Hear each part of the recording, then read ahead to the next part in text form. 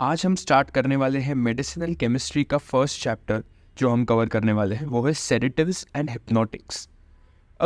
मैं सेडेटिव्स और हिप्नोटिक्स में क्लासिफिकेशन पहले कवर नहीं करूँगा, और कोई भी चैप्टर जो मेडिसिनल केमिस्ट्री में आगे आएगा उसमें मैं क्लासिफिकेशन पहले कवर नहीं करूँगा, क्योंकि उसमें यूजुअली ऐसा होता है कि आपको अगर ड्रग के नाम डिफ़िकल्ट लग रहे हैं तो आपको पूरा चैप्टर डिफ़िकल्ट लगने लगेगा। इससे बेटर ये है कि हम धीरे धीरे आगे बढ़े और सब ड्रग्स के नाम एक एक करके याद करें, एंड एंड में हम पूरा क्लासिफिकेशन एक साथ कवर करेंगे। ओके, अभी के लिए हम बेसिक्स से स्टार्ट करते हैं। सेडेटिव्स का मतलब क्या होता है? सेडेटिव्स का मतलब होता है ड्रग्स विच काम द नर्वस सिस्टम।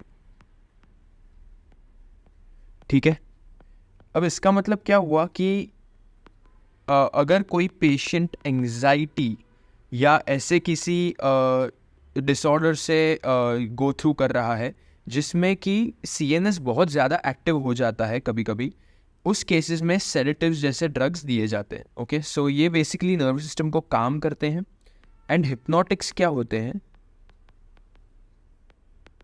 हिप्नोटिक्स होते हैं ड्रग्स दैट इंड्यूस और मेंटेन स्लीप। यानी कि अगर कोई पेशेंट इंसोम्निया या ऐसे कोई डिसऑर्डर से गो थ्रू कर रहा है जिसमें उसे नींद ठीक से नहीं आ पा रही, वो केसेस में हिप्नोटिक्स जैसे ड्रग्स दिए जाते हैं। ओके, सो ये होते हैं सेडेटिव्स और हिप्नोटिक्स। सेडेटिव्स और हिप्नोटिक्स हम साथ में स्टडी क्यों कर रहे हैं? ओके, यूजुअली क्या होता है कि एंटी डायबिटिक ड्रग्स या एनसेड्स या ऐसे कोई भी क्लास ऑफ ड्रग्स अलग अलग चैप्टर में डिवाइडेड होते हैं, बट एक बहुत पर्टिकुलर रीज़न है कि हम सेडेटिव्स और हिप्नोटिक्स ये दो क्लास साथ में पढ़ रहे हैं। इसका रीज़न ये है कि ये डोज डिपेंडेंट एक्टिविटी होती है इन ड्रग्स की। अब इसका मतलब क्या हुआ, मैं आपको एक ग्राफ से समझाता हूँ। ओके, ये है लेट्स से यहाँ पर सेडेशन, ये है इंक्रीजिंग डोज एक्स एक्सिस पर, और यहाँ पर जैसे जैसे हम ऊपर जा रहे हैं वैसे अलग अलग इफेक्ट्स हमें दिख रहे हैं।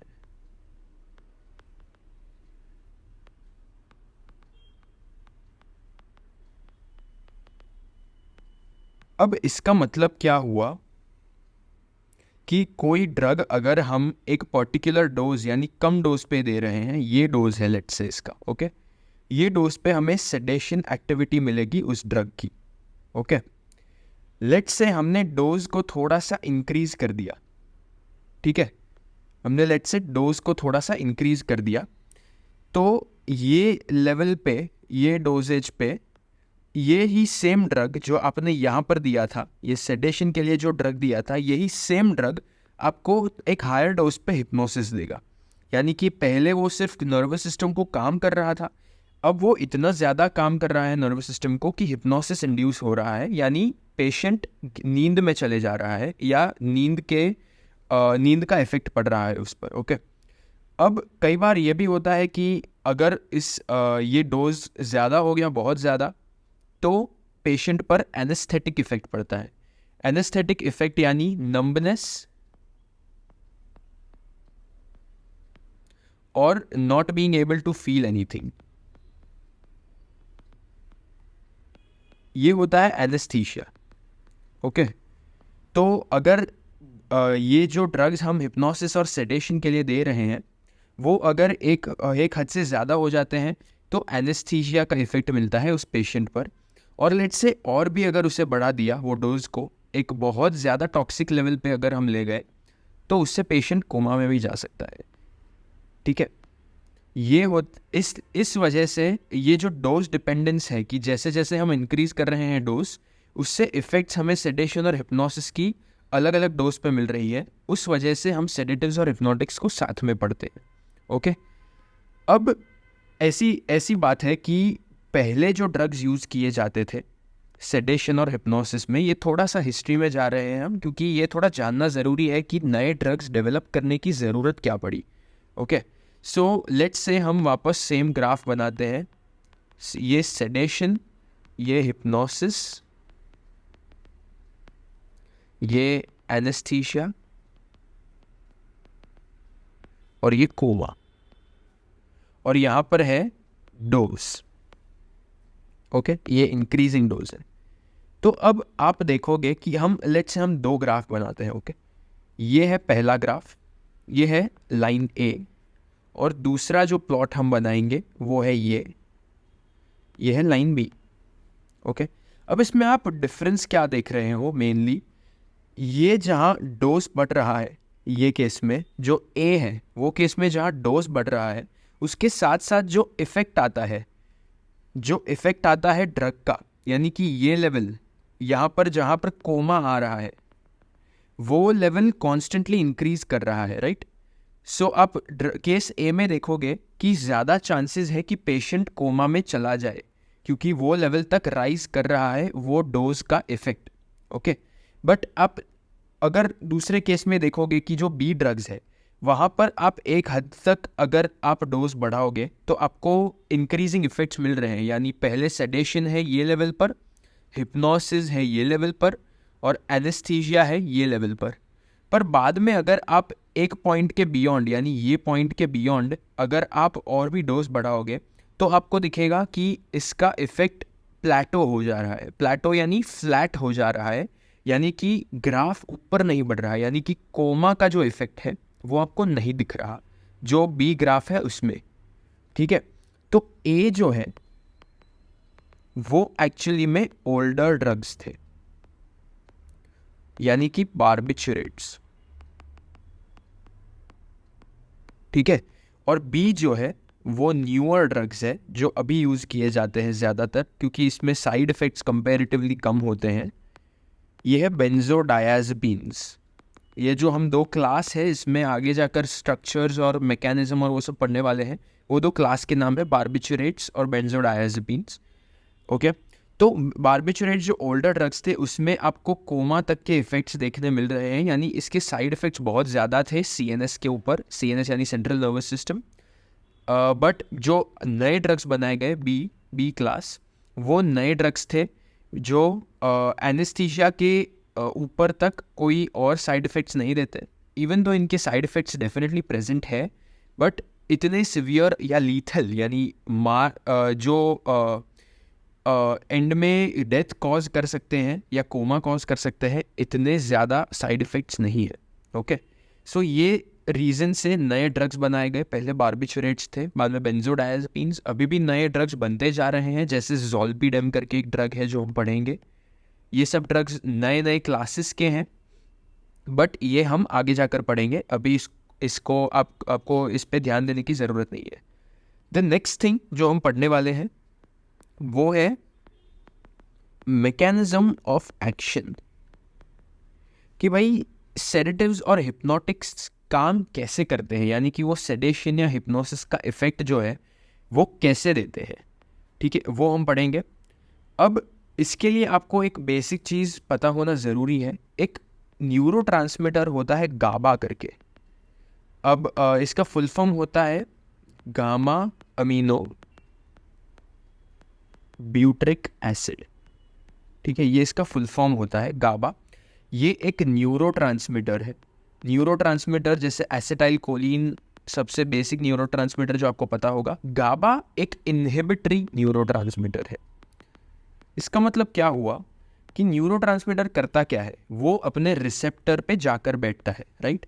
That is the main function of neurotransmitter, और वो कोई इफेक्ट दिखाता है। ठीक है, तो लेट्स से कि ये रिसेप्टर है गाबा के लिए, इसका नाम है गाबा ए सबस्क्रिप्ट में। ठीक है, ये है रिसेप्टर जिस पर आकर ये मॉलिक्यूल बैठेगा। लेट्स से ये गाबा है, ये आकर इस पर उसकी साइट पर बैठेगा। ओके, अब ये गाबा ए जो रिसेप्टर है वो एग्जैक्टली करता क्या है, जब गाबा रिसेप्टर पर बैठेगा, गाबा ए रिसेप्टर पर, तब ये जो यहाँ पर एक पोर होता है, ये एक पोर पूरा होता है जो पहले ब्लॉक्ड होता है।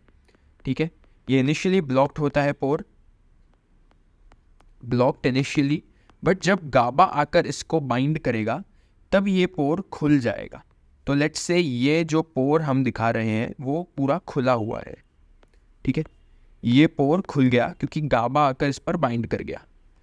अब इससे क्या होता है कि बाहर की साइड बहुत सारे क्लोराइड आयंस प्रेजेंट है, यानी कि Cl- आयंस बहुत सारे प्रेजेंट है, एंड अंदर कंपैरेटिवली एक थोड़ा पॉजिटिव एनवायरनमेंट है। ओके, ये पूरा थोड़ा सा पॉजिटिव है एज कंपेयर टू बाहर का।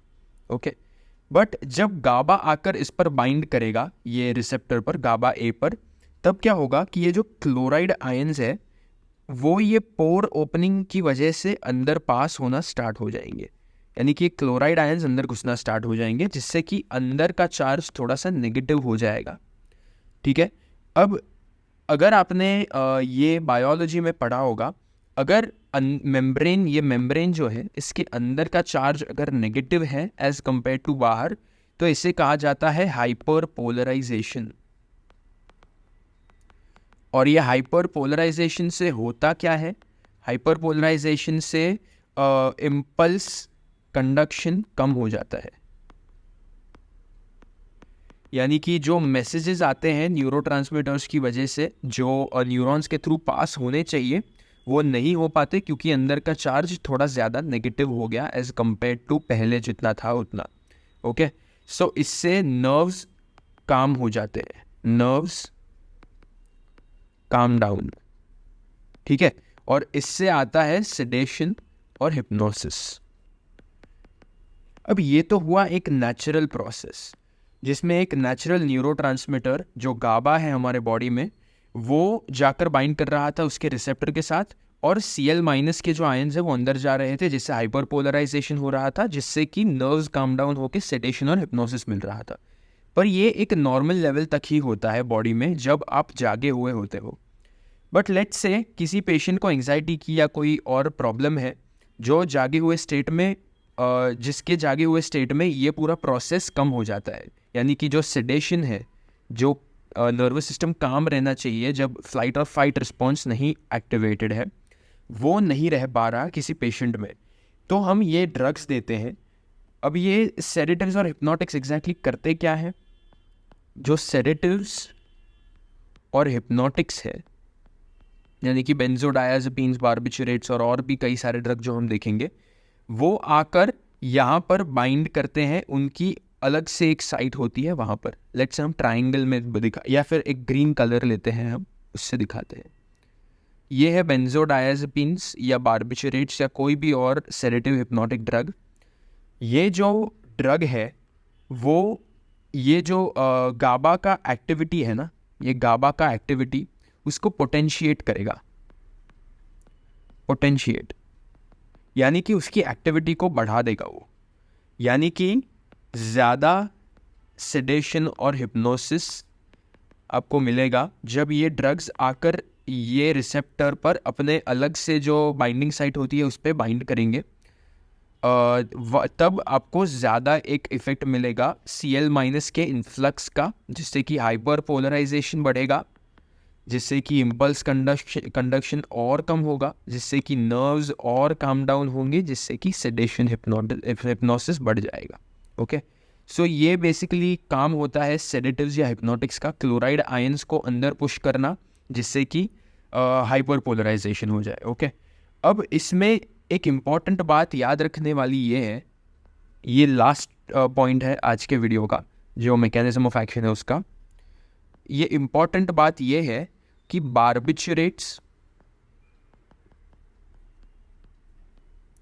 और एक और क्लास जो होता है इमिडाज़ोपिरिडीन्स, हम आगे जाके देखेंगे इसको। सो ये आपको अभी याद रखने की ज़रूरत नहीं है, बट ये इन जनरल एक इम्पॉर्टेंट पॉइंट है। जो बार्बिचुरेट्स और इमिडाज़ोपिरिडीन्स होते हैं वो गाबा रिसेप्टर को बाइंड करके पोर ओपनिंग टाइम को बढ़ाएंगे। ठीक है, ये जो पोर हमने दिखाया कि ओपन हो रहा है, ये उसके टाइम को बढ़ा देंगे। जो बार्बिचुरेट्स और इमिडाज़ोपिरिडीन्स, जो मैं ज़ोल्पिडेम कहा यहाँ पर, जो ड्रग मैंने बोला ये इमिडाज़ोपिरिडीन्स क्लास में आता है। ओके, तो ये दो क्लास के ड्रग्स पोर ओपनिंग का टाइम बढ़ा देते हैं, और जो बेंजोडायाज़ेपिन्स है, बेंजोडायाज़ेपिन्स जो नए ड्रग्स हैं, मैंने कहा वो करते हैं, वो इंक्रीज पोर ओपनिंग फ्रीक्वेंसी यानी कितने टाइम, 1 सेकेंड में वो पोर ओपन होगा या 1 मिनट में वो पोर ओपन होगा, उसको बढ़ाएंगे बेंजोडायाज़ेपिन्स, और बारबिचुरेट्स बढ़ाएंगे पोर ओपनिंग टाइम को, यानी कितने टाइम तक वो पोर ओपन रहेगा। तो ये हुआ पूरा मैकेनिज्म ऑफ एक्शन, और क्यों हम सेडेटिव्स और हिप्नोटिक्स को एक साथ पढ़ते हैं एक चैप्टर में। अब नेक्स्ट आता है, नेक्स्ट हम स्टार्ट करेंगे ड्रग्स, उनके स्ट्रक्चर्स, SARs, वो सब। Thank you for watching.